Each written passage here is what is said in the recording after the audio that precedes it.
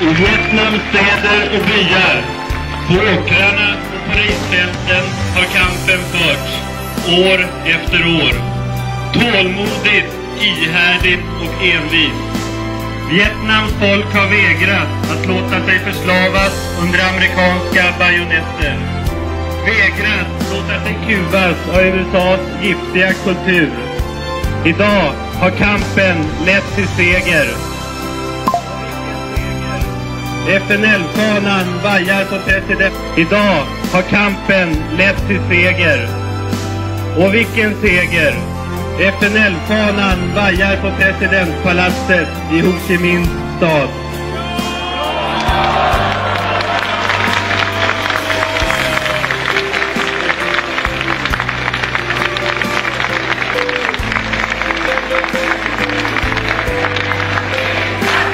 FNL har segrat! FNL har segrat!